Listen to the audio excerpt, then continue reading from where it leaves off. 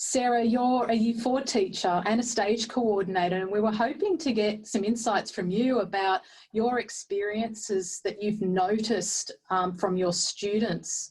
And as a teacher of this work, what can you tell us about your experiences to date? So when we initially started DDL, as Jemana mentioned, our approach was very, very different. And I thought to myself, how was I going to tackle that? Because DDL is so different and I wanted teachers not to be scared by the whole process. So we initially started with a small group PD, and I just presented a few examples from other schools of how teachers implemented DDL. And what really stood out for our teachers was that students were able to reflect very, very well. As well, teachers at our school really grabbed onto the common language that was developed amongst students. So taking that on board, I thought to myself, okay, so how was I going to address this common language? So we initially just started extremely, extremely small, just with a bookmark, and it just had a few sentence stems on them. And then I emailed this to the initial group. So the initial group that attended this PD, I emailed this sentence stem to them. And then I made sure that one teacher from every single grade received this bookmark as well. And from that, teachers started using it. And basically what came out of just this really, really small process is that teachers started sharing their stories, which was extremely powerful. And their stories was about how effective students were able to communicate. And things like students saying, I need to wait my turn. I need to make sure that when somebody is talking to me, I give them eye contact. And that's kind of originally excited the teachers just to hear students talk like that. And then we continued on with the sentence stems, and we continued on with teachers constantly sharing their stories. And then from that, we thought, okay, well, let's try something different. How far can we actually take this? And then we used the collaboration rubric.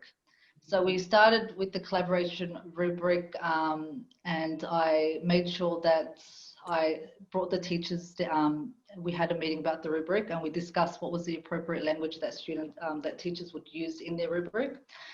And last week I was actually at sports, and there was another teacher with me, and she had a student with her, and they were arguing over sports equipment. And this teacher goes to the students, are you guys communicating effectively? And the student said to her, well, no. And then she goes, well, why not? And then she goes, the student goes, because we needed teacher intervention. And that was a part of the actual rubric. So now the language is coming in, they are reflecting on their practices, and teachers are getting very, very excited by the shift and the change. Yeah, it's amazing. So, yeah. And Sarah, it just reminds me, so many of our schools say that often even the students are pushing the teachers in that direction, and that drive is coming from the students. Are you starting to sense that in your school? The behavior of the students is just amazing. Like the impact on the behavior, I think we're both pretty stunned. They're communicating so much more effectively. They're actually communicating. It's not somebody else's fault now. They're taking accountability for their actions.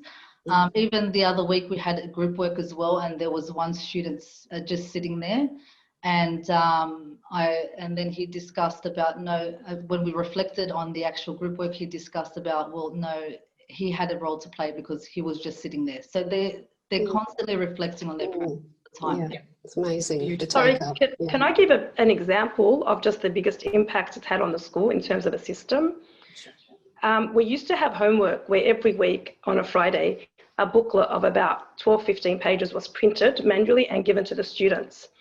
And that was like an expectation from the community and the parents. So we actually used the DDL communication dimension to explain to parents how they need to use communication and leveraging technology in the future when they go to university, future citizens in the workplace, especially with what happened with COVID-19. So we put an article into our newsletter about communication and the DDL and the work the school's doing towards building these skills and capacity in obviously the students. And because of DDL and the work that we've done under the guidance of Georgia, of course, and the help, our whole homework program has moved online now, and it actually has to incorporate something to do with communication.